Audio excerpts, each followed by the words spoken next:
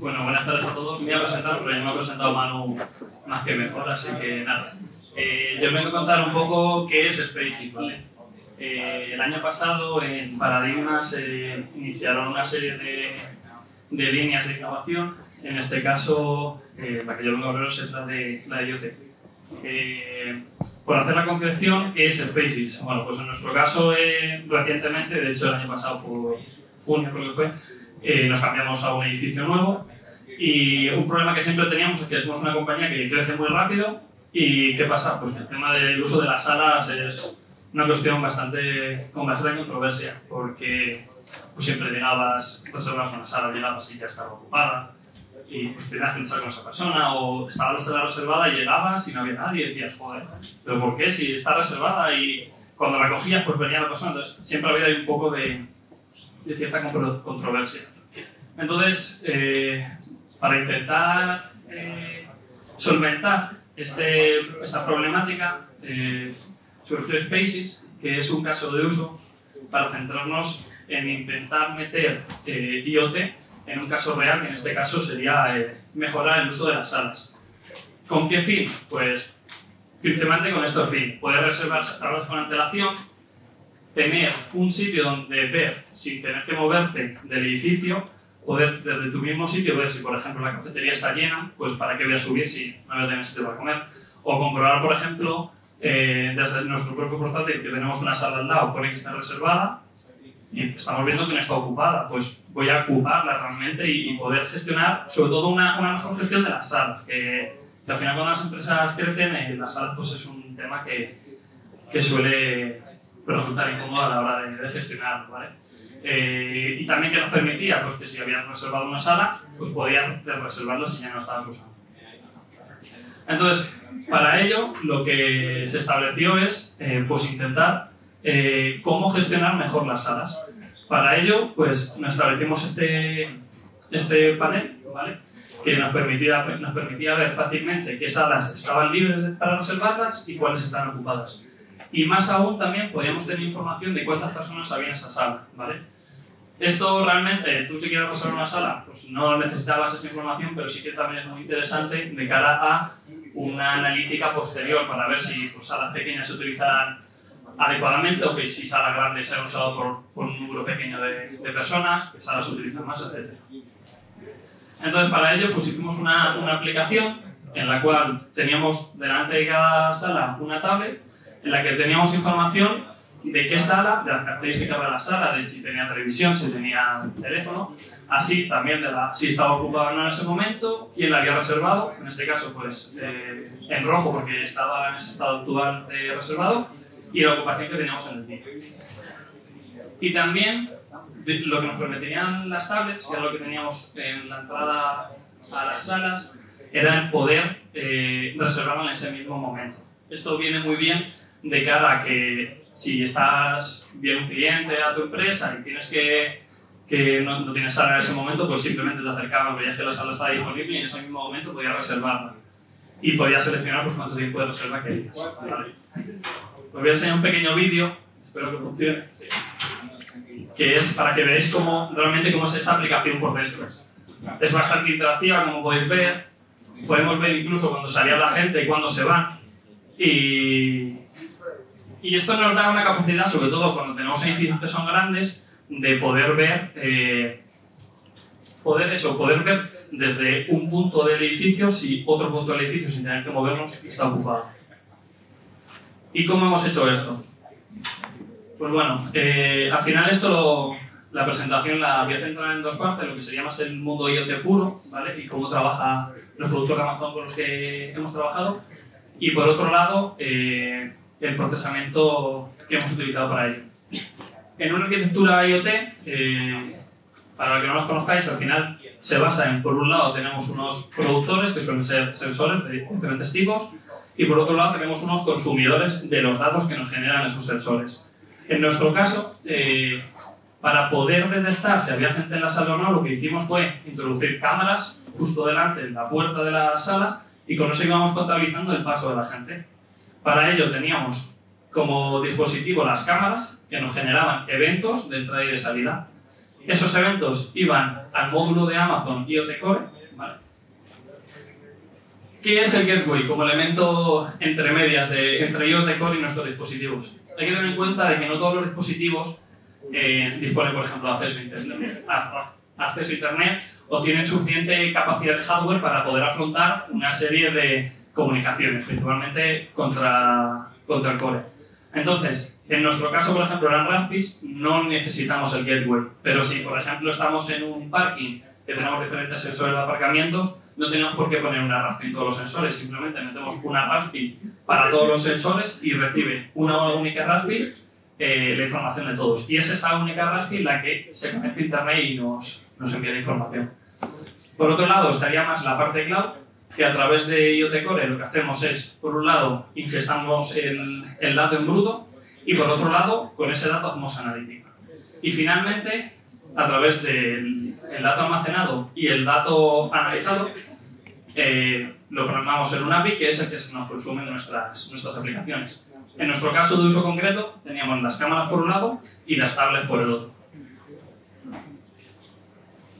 ¿Qué dispositivos teníamos? Pues lo que comento. Las tablets, que eran nuestras aplicaciones que iban a consumir los datos de entrada IoT, y nuestras cámaras, que por detrás llevaban una Raspi. Por entrar un poco más en concreción en los productos que dispone Amazon para trabajar con IoT, tenemos dos. Por un lado serían el Gateway, que es Amazon Gringas.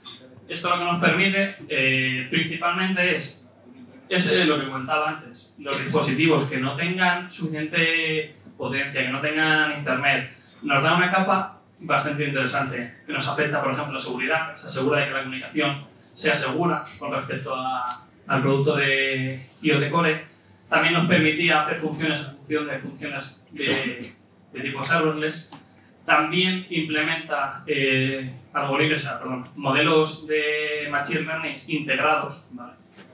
Y por otro lado teníamos Amazon IoT Core, que es el producto con el que vamos a gestionar y administrar nuestros dispositivos. En el caso de Amazon IoT Core voy a entrar en concreción en un par de detalles. Por un lado, el Shadowing es, al final nosotros en un ecosistema IoT tenemos que tener los dispositivos y no sabemos realmente en qué estado están, ¿vale? Entonces, con el Shadowing lo que tenemos es un documento JSON que nos refleja una copia del estado del dispositivo remoto, ¿vale? Y aparte nos permite realizar una serie de actualizaciones sobre el estado de nuestro dispositivo. Todo eso lo realiza a través de Delta, de modificaciones con respecto al fichero original, realiza un Delta y hace los cambios. Y por otro lado tenemos los jobs. Los jobs es, como nosotros hemos apodado, la receta que le llega al dispositivo para hacer según qué acciones. Por ejemplo, en nuestro caso, un caso muy común que se suele utilizar para los jobs es para la actualización de código. Nosotros le enviamos el job, que es como la receta que tiene que seguir. El dispositivo recibe esa receta y tiene un script que lo que permite es ejecutar esa receta y una vez que termina en la ejecución le devuelve a IoT Core como IoT. Esto, en nuestro caso, como comentaba, pues lo utilizamos principalmente para la actualización del propio código. Y esto sería lo que es la arquitectura que hemos usado, bueno, en este caso con productos de Amazon, para llevar a cabo lo que comentaba antes de cómo tratamos los datos. Por un lado teníamos las cámaras que enviaban los eventos al producto de IoT Core y hacemos tres tipos de procesado. Por un lado, ingestábamos en S3 los datos en bruto. Por otro lado, con una serie de lambdas realizábamos en tiempo real procesado que guardamos en una DynamoDB. En nuestro caso, por ejemplo, una de esas lambdas lo que nos decía es hacía la resta de cuántas personas tengo almacenadas actualmente en esa sala y le resto la información que me viene en ese nuevo evento. Entonces, en la Dynamo teníamos en tiempo real cuántas personas estaban en esa sala.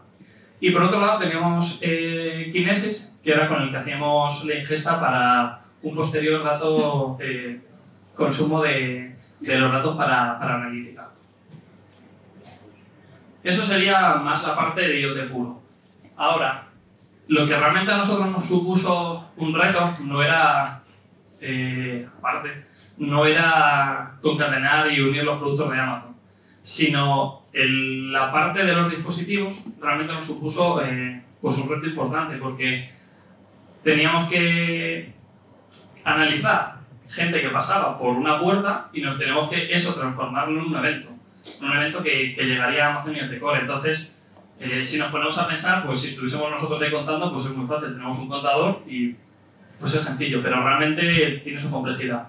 Entonces, para ello lo que hicimos, tuvimos un primer análisis y nos centramos en intentar procesar a la gente que pasaba como si fuesen bultos, ¿vale? Para nosotros no tenía una entidad la persona como tal que estaba pasando, pues para el algoritmo que íbamos a hacer era algo diferente con respecto a lo que ya había en ese momento, que era el suelo.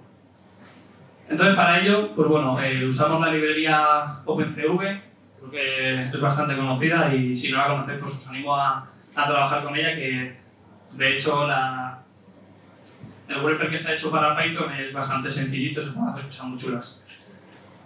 ¿Qué hicimos con OpenCV y cómo abordamos el tema del procesamiento? Pues lo dividimos en 4 pasos, bastante sencillitos, aparentemente, que era primero el procesamiento puro de la imagen, para conseguir obtener ese bulto. Una vez que teníamos ese bulto, lo categorizábamos como que era una persona y traqueábamos su dirección para ver si cruzaba el umbral, que es lo que sería la atravesar la puerta. Y una vez que cruzase ese umbral, considerábamos que había entrado en la sala y que lanzábamos un evento de Amazon. Bueno, ahí nos podéis ver como si fuésemos adolescentes. Eso era nuestra maqueta inicial de lo que era una sala, o sea, os podéis imaginar, pero estuvo guay. Bueno, ¿cómo estuvimos haciendo el afrontar este procesamiento? Pues lo dividimos en diferentes iteraciones, ¿vale? Cada iteración nos iba suponiendo un reto. ¿Cuál fue la primera iteración? Bueno, pues dividimos el procesado como en 4 fases. Primero teníamos la cámara, de esa cámara teníamos una lectura de frames que se encolaba y luego teníamos un sistema de detección que nos procesaba los frames que habíamos capturado. ¿Qué problema teníamos esto? Pues que inicialmente lo hicimos monothread. Entonces, pues teníamos una velocidad de 2 frames por segundo. ¿Eso qué suponía? Pues que pasaba la persona y a lo mejor era eso todo lo que pasaba la persona. O sea, más que persona teníamos casi fantasma, porque casi no estaban en la pantalla. Entonces nos supuso realmente un problema porque decíamos, no podemos traquear a la gente, no sabemos qué histórico tiene. Por ese motivo dimos la segunda iteración y lo que hicimos fue cambiar un poco el algoritmo y lo que hicimos es, en vez de meter una cola normal, metimos una cola priorizada, la cual trabajaba con un sistema de buffer. Esto nos permitía ir metiendo los frames en esa cola y metimos un sistema de multithread en la parte de detección, lo cual íbamos capturando los frames y tranquilamente cuando el procesador tuviese espacio lo iba detectando para multithread. Eso es muy importante. ¿Qué nos permitió esto? Pues aumentar de 2 frames por segundo a 22. Con esto ya empezábamos a poder ver algo, por lo menos la persona parecía un poco más, que no era poco en ese momento.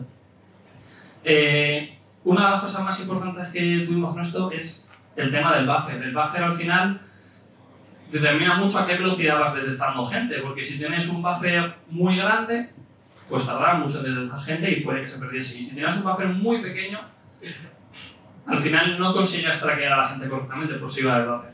Entonces, el problema que obtuvimos, pues eso, que los resultados eran muy aleatorios muchas veces y no teníamos una detección muy concreta. ¿Qué pasamos? El siguiente punto fue, dijimos, vale, en el caso de la iteración 2, como podéis ver en la imagen, no teníamos mucha información de dónde sacar, porque prácticamente teníamos un par de metros de imagen para sacar datos. Entonces, en la iteración 3 lo que hicimos fue introducir una cámara de ojo de pez. Y como podemos ver muy aparentemente, pues, tenemos muchísima más información. De hecho, podemos ver que hasta que están haciendo nuestros compañeros. En principio esto era genial, porque tenemos ya toda la información que necesitamos. Pero también tiene sus cosas buenas y sus cosas malas. ¿Qué pasa? Que cuando tenemos mucha más información es perfecto para traquear, pero tener mucha información también es difícil a la hora de descartar de qué es algo bueno y qué es algo malo. Entonces, ¿eso qué nos suponía? Pues nos suponía que se creasen falsos positivos. Aparentemente la persona se detectaba bastante bien, ¿vale? Esto por explicar un poco lo que es el procesador de imagen. realizábamos una resta con respecto al fondo y luego aplicábamos operadores morfológicos.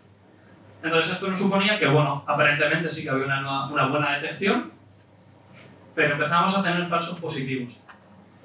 Y aparte, esta cámara, en el caso del ojo de pez, como curiosidad, como está muy difuminada la imagen, una persona de lejos es muy chiquitita en comparación a lo que supone cuando está muy de cerca.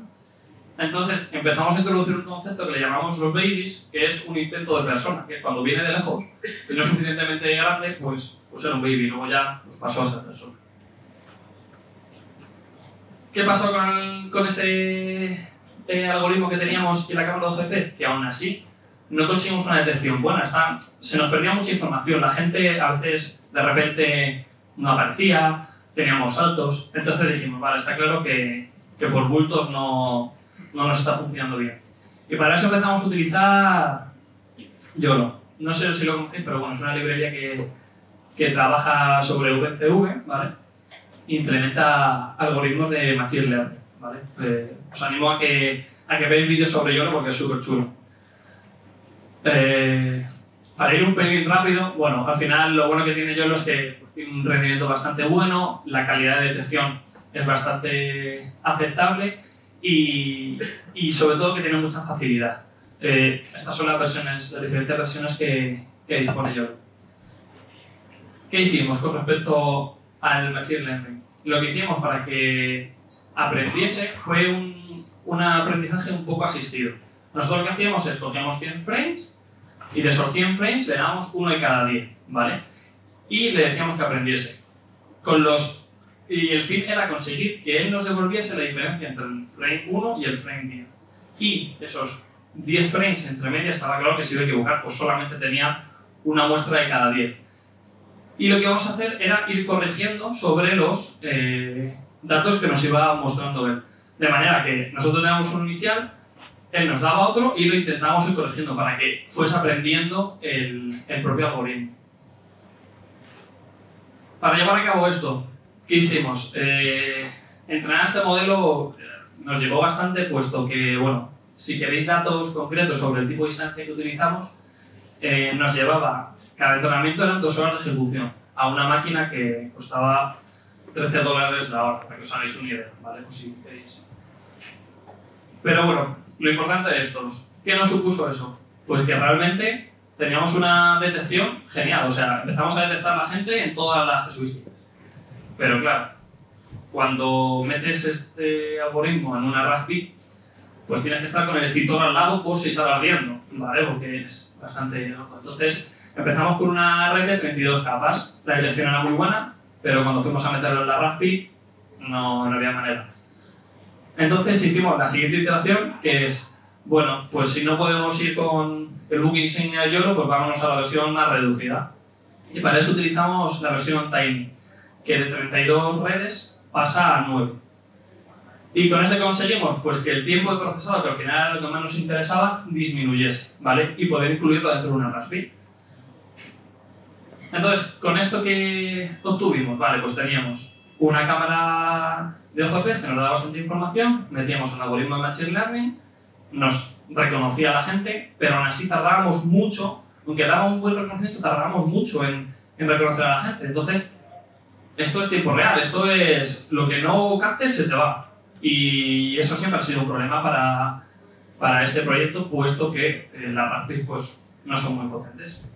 Entonces, la siguiente iteración que hicimos fue decir, vale, pues la Raspberry no da más de sí. Vamos a intentar buscar otro sistema de hardware que nos permita mejorar un poco lo que teníamos. Y probamos a hacerlo con Odroid.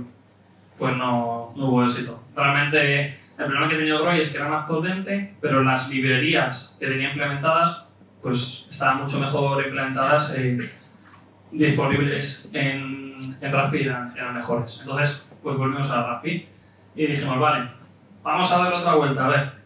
Ya tenemos el algoritmo de Machine Learning, que es muy pesado. Pues lo siguiente que se nos ocurrió es, vamos a intentar aligerar un poco este algoritmo de Machine Learning.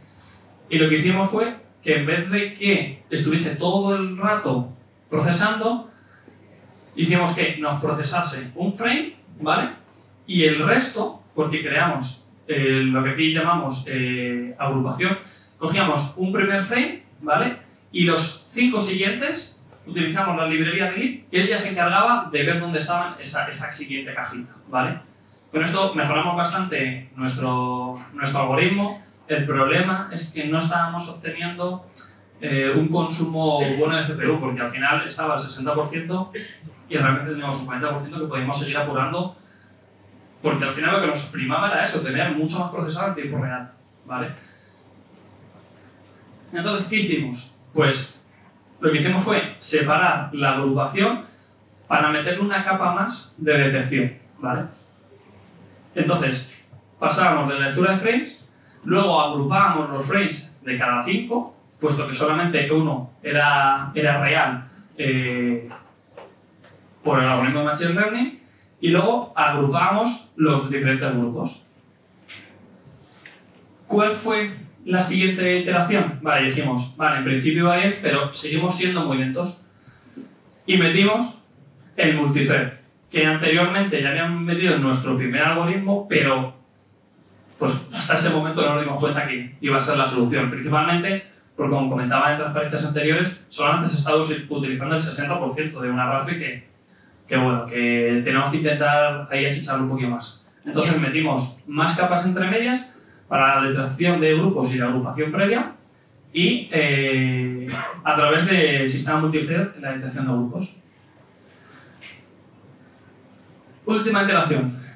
¿Qué hicimos? Claro, aparentemente el sistema era bastante rápido. Con el Machine Learning captábamos el primer objeto, la librería de Lead nos hacía el seguimiento de ese objeto,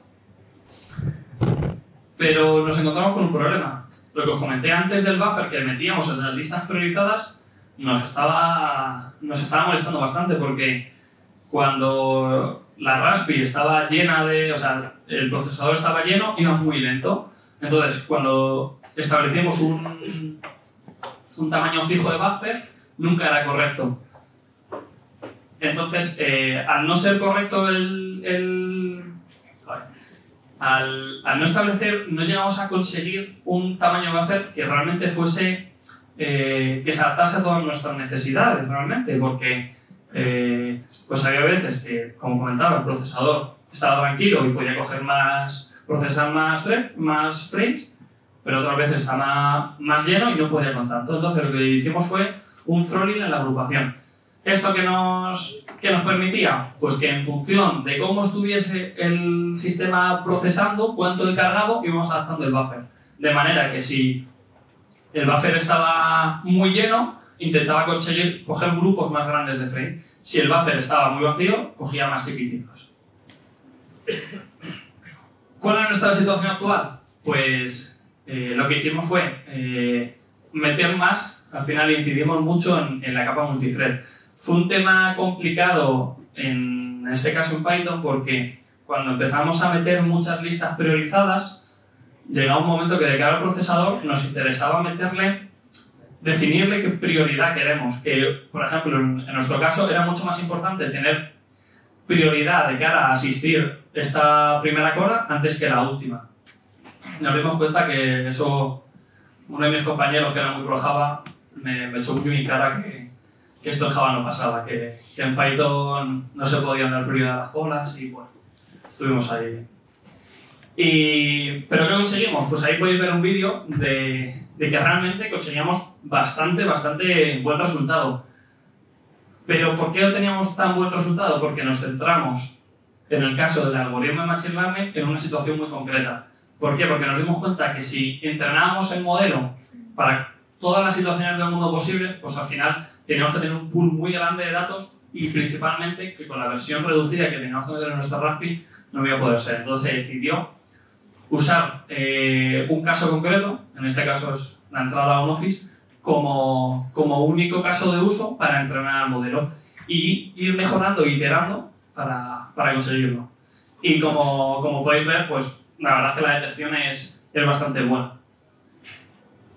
Situación futura, pues como podéis ver, yo creo que la imagen lo dice todo. Cuando corremos o cuando saltamos, o principalmente cuando vamos con objetos que no considera el algoritmo que son parte de una persona, pues se pierde. Entonces, lo que vamos a seguir a partir de ahora es intentar mejorar ese algoritmo de Machine Learning para que nos detecte en cualquier caso a las personas y no objetos que vayan con ella, independientemente de la velocidad. Y bueno, esto ha sido todo. He intentado ir muy rápido, sé que a lo mejor ha sido demasiado intenso, pero bueno, sí que ha sido un reto bastante importante para nosotros. Seguimos trabajando mucho en este producto porque, aparte de que nos está enseñando mucho, tiene mucho potencial. Y bueno, pues os animo a todos a probarlo.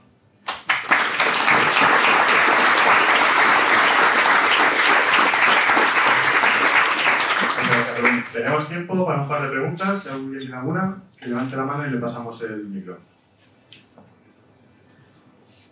Bueno, vale. A ver. Casi me libro. Yo tengo muchas, pero no hablo muy bien. Una pregunta que tenía, ¿cómo habéis elegido de contar la gente, bueno, en la puerta y no en la, ¿cómo se dice?, en la sala directamente? Porque esto, me imagino, sería más sencillo.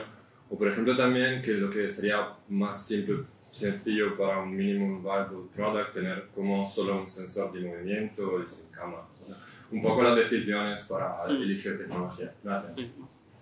Vale, pues eso fue el primer dilema que tuvimos con todo esto. Y fue la primera idea que se nos ocurrió. Dijimos, bueno, ponemos un sensor de movimiento en medio de la sala y ya está. Claro, ahora yo te digo, te voy a poner un caso súper práctico. Ponte a contar con sensores de movimiento, ¿cuánta gente hay aquí ahora mismo? No lo conseguirías. Pero muy importante saber Claro, cuántas personas. eso es. Entonces, al final el problema que teníamos es que la tipología de salas que teníamos en el nuevo edificio era muy de diferentes tipos. Porque teníamos salas muy pequeñitas que, perfecto, metes un sensor de movimiento o incluso hasta de temperatura podemos pensar. Pero teníamos, por ejemplo, algunas salas como las que se veía en las imágenes que no tienen puerta. Tú una sala con puerta, pues hasta cierto punto tienes acotado el espacio, pero en salas sin puerta no podías acotarlo de ninguna manera. Y un sensor de movimiento podía aceptarte los pasos de la gente por el pasillo. Entonces, al final establecimos esto porque nos permitía acotar una zona muy concreta de la imagen, que era donde nosotros íbamos a realizar el procesado. ¿Más? No tengáis miedo. La necesidad del Espera, número espera.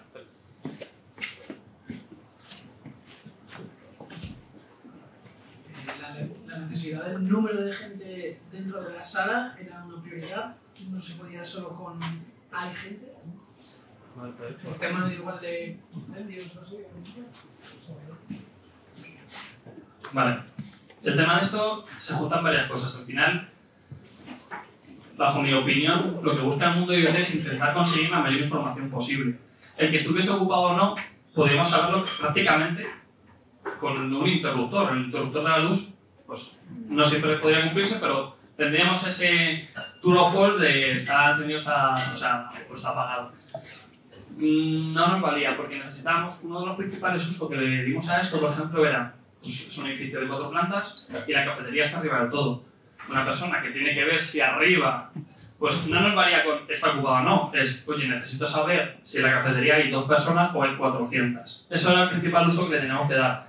También es muy importante de cara a, oye, tengo una sala que la estimación de gente dentro son 17 personas y siempre se está usando por 2 personas. Oye, pues hay que acercarse a esa gente y decir, oye, utiliza una sala más pequeña porque a lo mejor hay gente, grupos más grandes que necesitan adaptarse a salas más grandes. Entonces ese era el fin, sobre todo el intentar conseguir más información. De hecho, otra de las iniciativas que tuvimos, lo que pasa es que pues, al final el procesador de imagen tiene su complejidad, era meter, suena un poco raro decirlo así, pero meter sonómetros en las salas para ver qué volumen de decibelios teníamos. Si la gente hablaba muy alto, si la gente... Al final el mundo de IoT lo bueno que tiene es eso, que queremos coger datos en bruto y ya nos preocuparemos por analizarlos, pero queremos toda la información. Bueno, ya la última pregunta, que sea breve, por favor, pregunta y respuesta. ¿Y unos sensores en las sillas? Bueno, eso es verdad. También es complicado. Es que depende de muchas cosas los sensores en las sillas. Yo, por ejemplo, puedo poner el ejemplo práctico de mi equipo. En mi equipo somos tantos que generalmente cuando vamos a una sala no nos sentamos casi todos. Entonces, si ponemos sensores en las sillas, no podemos captar esa información. Y de hecho, por ejemplo, si cogiésemos este banco, podríamos captar presión pero no sabríamos exactamente cuánta gente hay sentada. Al final yo creo que cada sensor tenemos que intentar conseguir que la información que nos llega sea lo más fidedigna posible, ¿vale? Como comentábamos antes, pues sí, por ejemplo, el poner sensores en las sillas es parecido a sensores de temperatura. Hacemos un cálculo de cuánto temperatura podría llegar a alcanzar una sala según qué número de gente y podríamos tener una medida más o menos parecida, pero lo que tenemos que conseguir es eso, intentar conseguir la mayor concreción en el conteo del número de personas. Y ha muerto. Ha muerto la batería. Lo pone. Bueno, ¿me oís? Bueno, pues esa es la respuesta. Bueno, pues lo dejamos aquí. Muchas gracias, Robert. Un aplauso.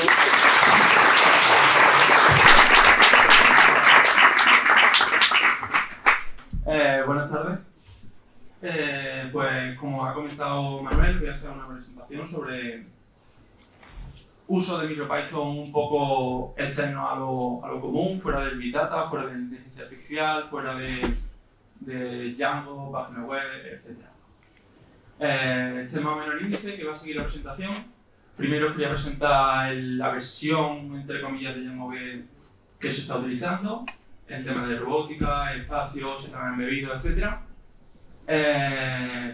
Luego una pequeña reflexión si es posible Python para software de vuelo. Y después un par de ejemplos prácticos de dos proyectos como son Rocco y Ergo. Uno de ellos donde se empezó a hacer el desarrollo para poder utilizar MicroPython en este tipo de sistemas. Y por último, pues un poco de futuro y si se llegará a usar de verdad o aplicaciones prácticas, etc. La primera diapositiva de rigor es la empresa en la que estamos trabajando y patrocinamos este meetup. Es una empresa, no sé si alguno lo conocerá, es una empresa situada al norte de Madrid, en Tres Cantos. Es una multinacional, tiene más de 500 empleados y diferentes sedes por Europa, Estados Unidos, Asia, etc. Y se dedica a muchísimos sectores. Generalmente, o sea, su actividad principal es desarrollar software de todo tipo, de administración, banca, espacio, defensa, ciberseguridad, sanidad, transporte, muchos sectores tiene GMV. Comencemos con lo que es la presentación en sí, la charla que os voy a ofrecer, y ¿qué es MicroPython? Pues bien, MicroPython es una reimplementación desde cero de Python 3. No es una versión, no está basado, no es un port, no es una librería, no es nada, es una reimplementación desde cero. Todo el core de Python 3, bueno, basado en Python 3, pero pensado de forma eficiente, ligera y más optimizada para poder utilizarlo en sistemas embebidos. Sistemas embebidos, como la mayoría sabréis, son últimamente tenemos de todo en el mundo, temas digitales, GPS, consolas, ordenadores, temas de IoT, etc. Su gran poder es que se ha optimizado tanto que se puede usar en sistemas muy reducidos, muy limitados. Es un sistema de 256 de cache de ROM, es decir, de memoria, donde tú guardas el código, y con 16K de RAM. Esto ahora mismo en un ordenador actual es impensable tener 16K de RAM.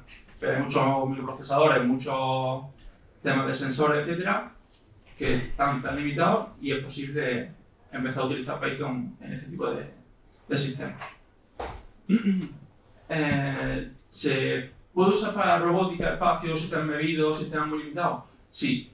¿Y por qué? Sobre todo por su carácter interpretado. Hasta ahora, cualquier desarrollo de un sistema embebido, un sistema empotrado, es un software muy cerrado, muy controlado y compilado. Y esa compilación se carga sobre la memoria, sobre su chip, y se queda para tal cual el código se ha pensado al principio y compilado y no se puede modificar. Entonces, la inserción de MicroPython, de ScriptPython, ayudaría a poder crear funciones futuras que no se hayan pensado al principio del proyecto o cambios en la funcionalidad del mismo. Como ya comenté antes, está pensado para sistemas muy limitados, tanto de procesamiento como de almacenamiento. Ya comentaré a lo largo de esta presentación una placa donde nosotros lo hemos probado su característica física. Para temas de espacio, GMV, mi empresa y el proyecto de donde yo he estado, hemos estado trabajando sobre un proyecto que lo lleva la ESA, la Agencia Espacial Europea. Ellos son los que están poniendo mucho interés en la posibilidad de las capacidades de MicroPython para el sistema embebido. Por tanto, en 2015 comenzaron a hacer un pequeño port de lo que es MicroPython para el RTEMS 4.8. La mayoría no lo conoceréis, pero el RTEMS básicamente es como si fuera el sistema operativo en tiempo real, ¿no? Más utilizado. Es código libre y entonces es más utilizado y más generalizado. Y entonces ya como comento, en 2015 empezaron a realizar este port. Y con funcionalidad, o sea, con miras a poder cualificarlo para vuelo. Porque cualquier software no puede ser cualificado para vuelo. Tiene que tener muchas características, no usa memoria dinámica, todo estático. Tema de hilos, tener mucho cuidado, interrupciones, etc. El proyecto en el que se comenzó a utilizar MicroPython comenzó hace 2 años y ahora mismo pues, ya va a acabar. Hay una versión previa de utilización de MicroPython en sistemas robóticos. El ROCO, que es el nombre, es un framework unificado de robótica. Lo que se quiere conseguir es intentar que la mayoría de los frameworks de software libre que ahora mismo se están utilizando, como Rock, ROS, Taste, etc., se unifiquen en uno para que la Agencia Espacial Europea tenga su propio sistema operativo que sea muy fácil de utilizar, su propio framework, sistema operativo, para temas de robótica. Es open source, que siempre es un punto positivo, por tanto, se tiene en mira de que se puede expandir, que todo el mundo pueda aportar. Está basado, como he comentado, en Taste, que es un framework que sacó la ESA para hacer una programación más sencilla. Programación basada en cajas, la típica cajita, flechita, que en principio parece fácil, tiene sus complicaciones, y se basó en esto.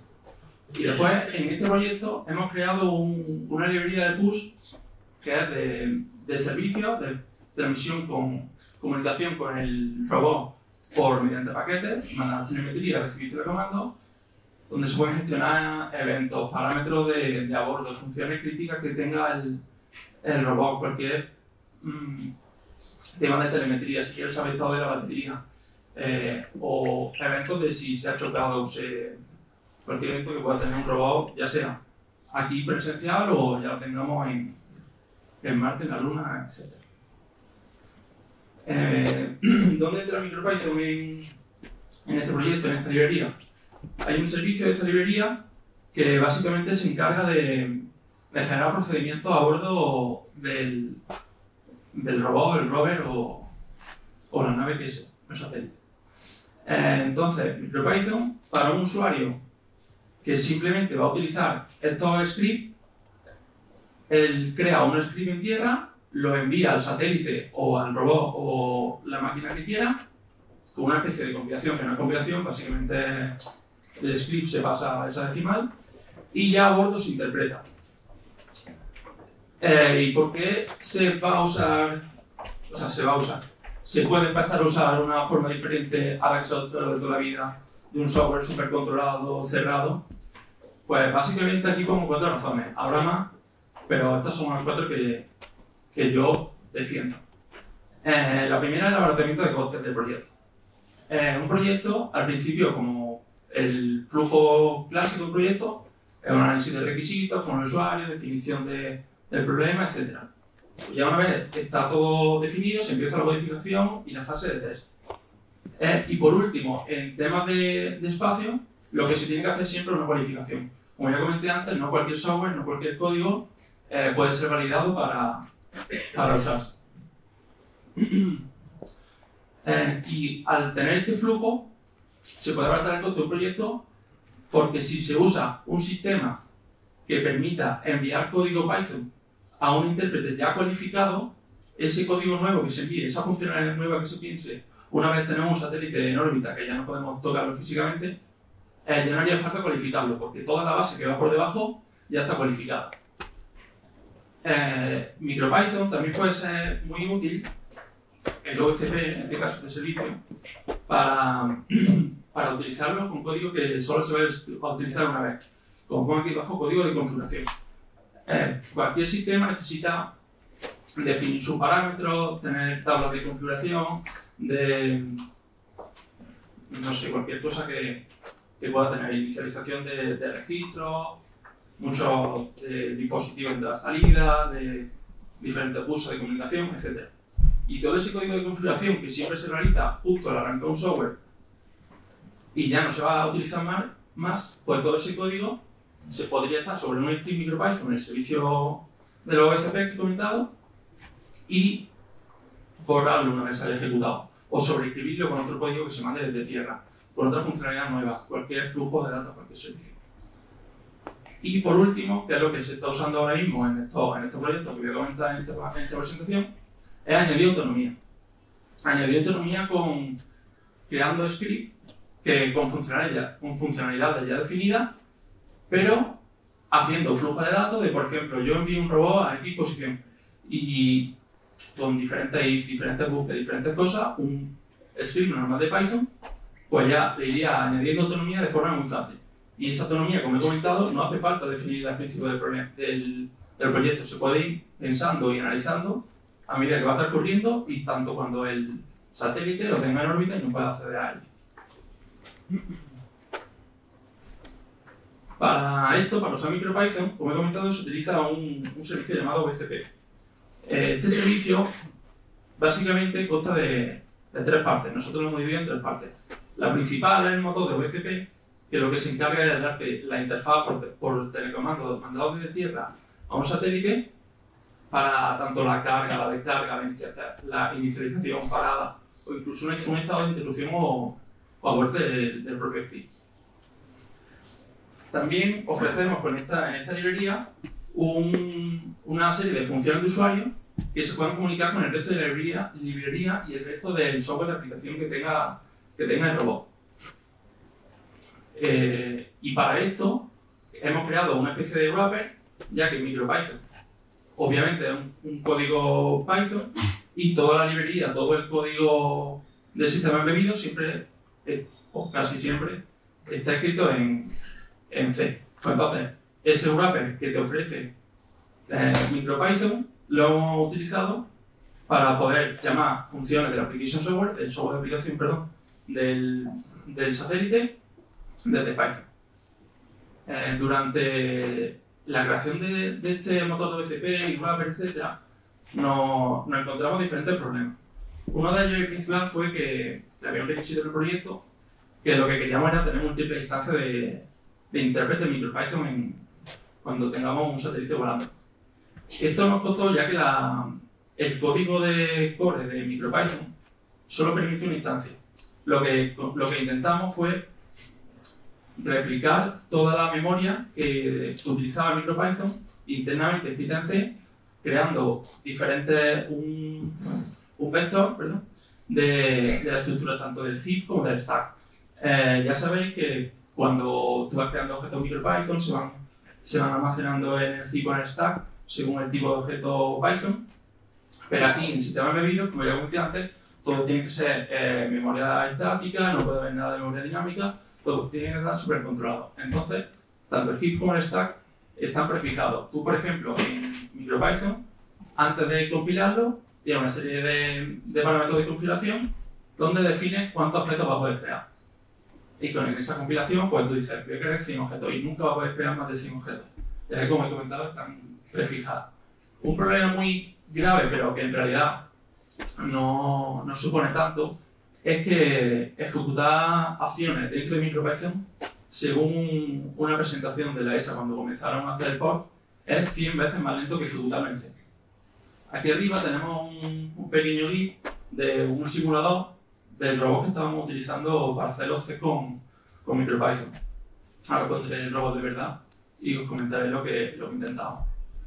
Esta es la placa de espacio que estamos utilizando, que es una GR740, una placa de Geissler, un antiguo empleado de la ESA, que por tanto es la que más se utiliza en los proyectos de la ESA. Es una placa, como he comentado, muy reducida. Incluso esta es de las placas que yo he visto, con las que me he trabajado seguro y de las que he visto para espacio, más potentes, ya que cuenta con 256 MB de RAM.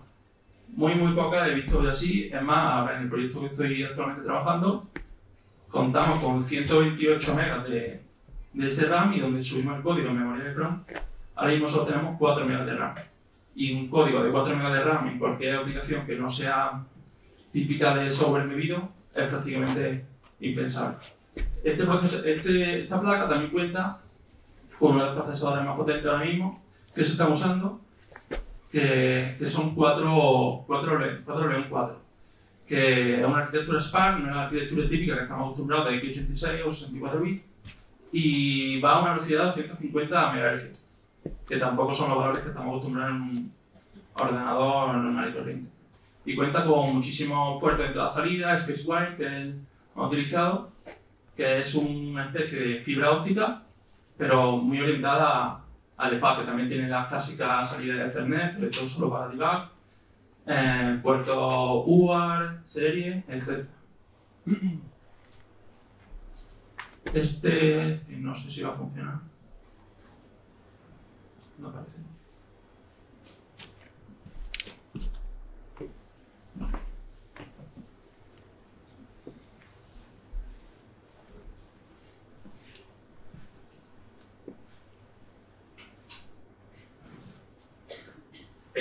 Joder.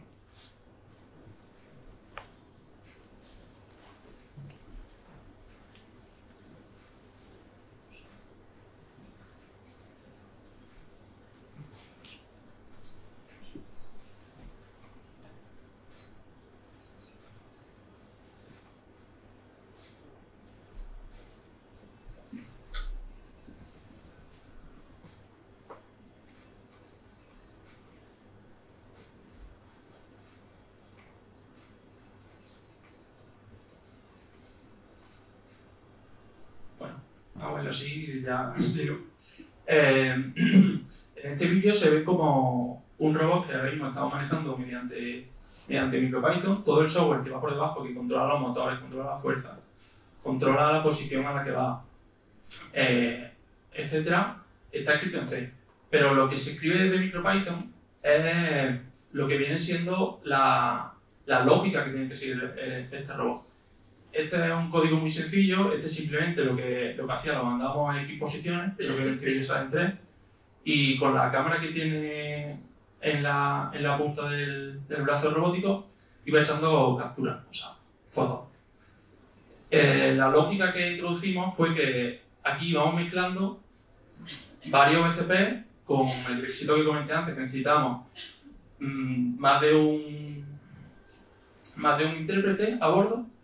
Y entonces, desde un OVCP se mandaba un evento cuando se había llegado a una posición, el otro script recibía el evento y comenzaba a echar captura de pantalla. Voy a...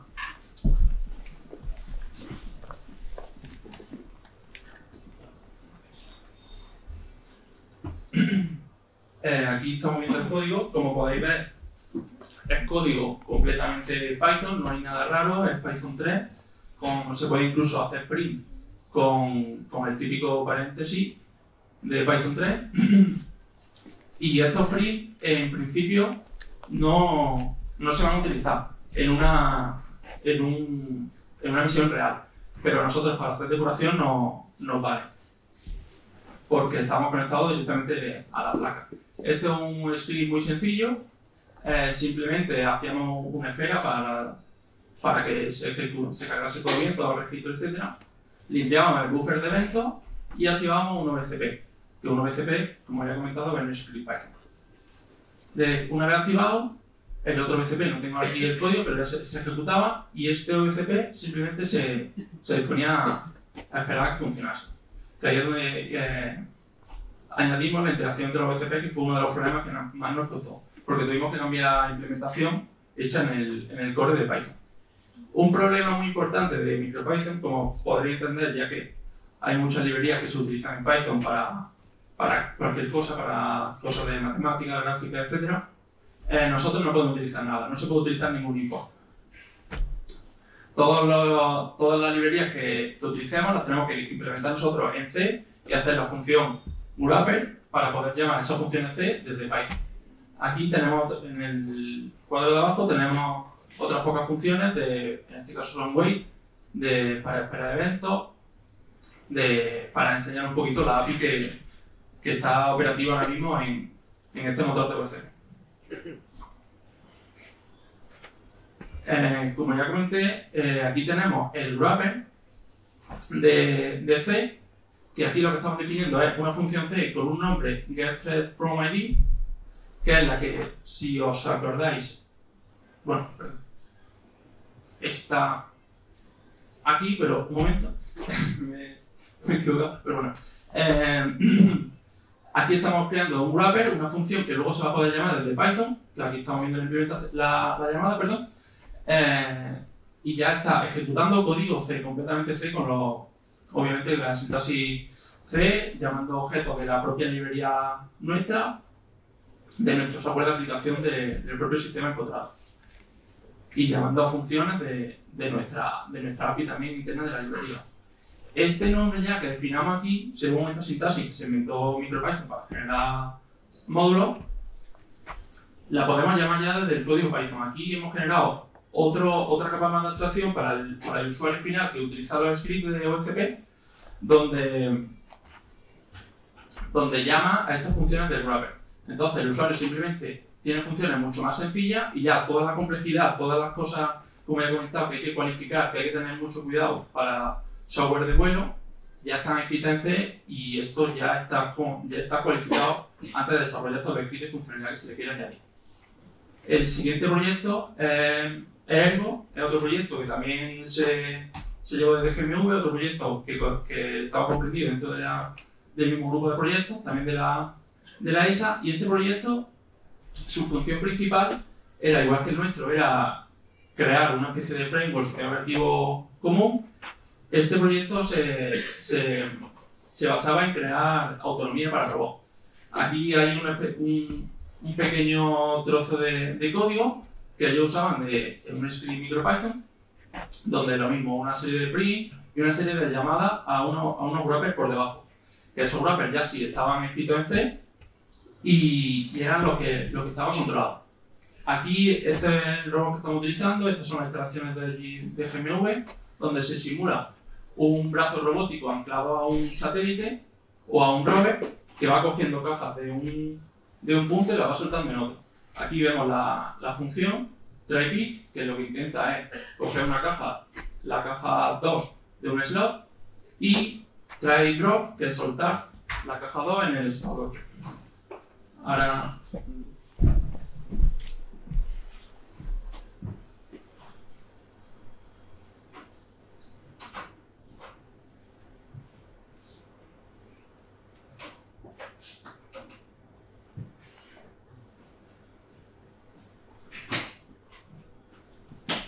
en este vídeo, que está con mucha ganancia de velocidad, porque los robots siempre se mueven muy lento, vemos el robot comentando lo que yo he dicho, coge la caja de un sitio y la suelta en otro. Esto está con un nivel de autonomía que ahora explicaré un poco cuando se acabe el vídeo, que lo único que se le dice es coge esto, y como podemos ver en la punta tiene una cámara y un flash, porque eso está muy oscuro, para ir orientándose él mismo con una serie de markers que hay tanto en la plataforma como en cada caja, ir orientándose él mismo para saber cómo está en cada momento el mapa de caja.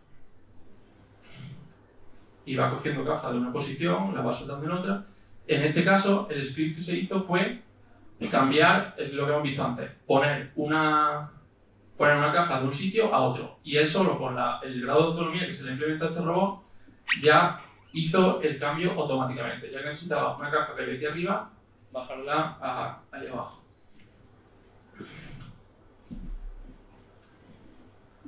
Otro que se hizo en el proyecto de Ergo fue utilizando este rover. También utilizaron autonomía como he comentado, hay 5 niveles de autonomía, ahora mismo definido en un estándar así muy entre comillas. Y en este caso se utiliza el 3, que es el mismo nivel que ahora mismo, para hacer una idea, tiene autopilot de Tesla. Se hizo un paseo de 1.300 metros, que ahora mismo es de en autonomía de robots exploradores, de los paseos más largos que se han hecho con este nivel de autonomía. Y os voy a enseñar un poco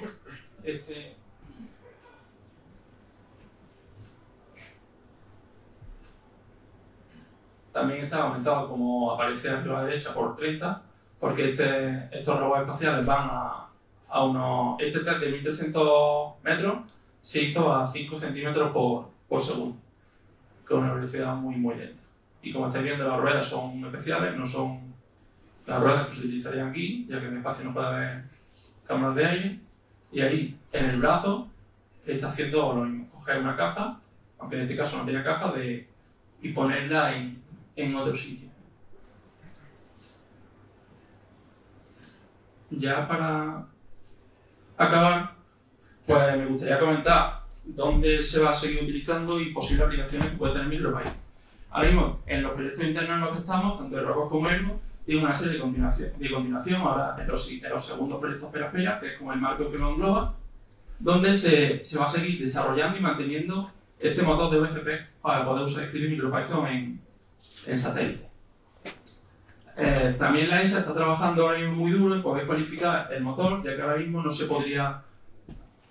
toda la base que hay por debajo de MicroPython, todo el intérprete, no está cualificado para vuelo.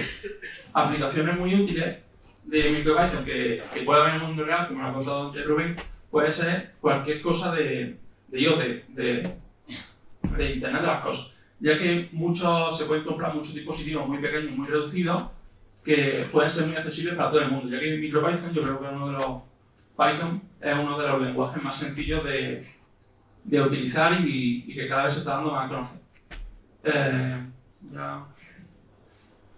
Ya pues no sé, si tenéis alguna pregunta, alguna sugerencia, algo que queréis comentar. Tenemos tiempo para un par de preguntas cortas.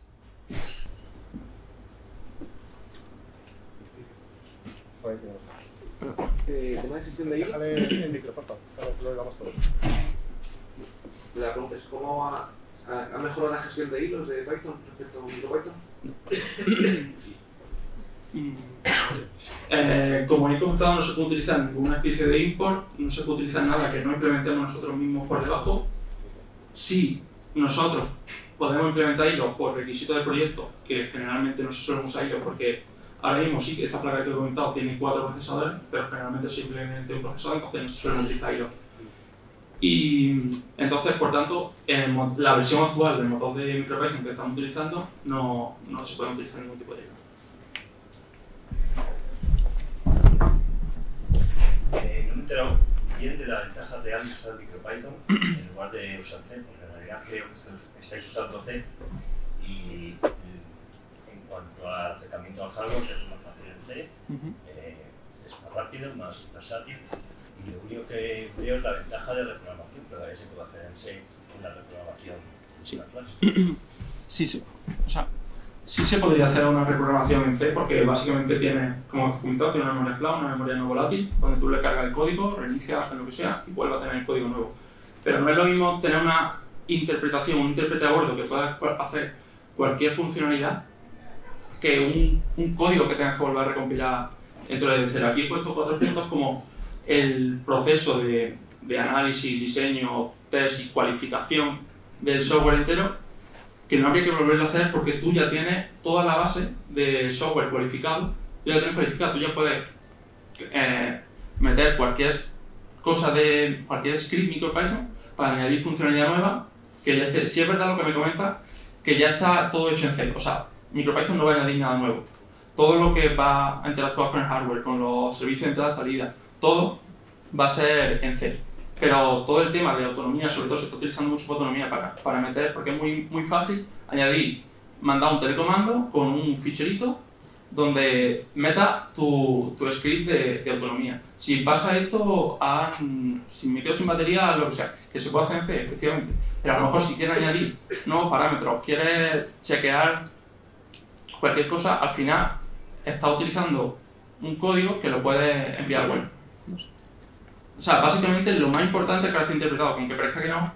O sea, se agradece para estas cosas de nueva implementación. Es verdad que cosas core, si hay que hacerlas en C sí o sí, obligatorio. O sea, no va a interactuar con el hardware, no se debería. Pero... Pues muchas gracias, que se me dieron un aplauso, por favor.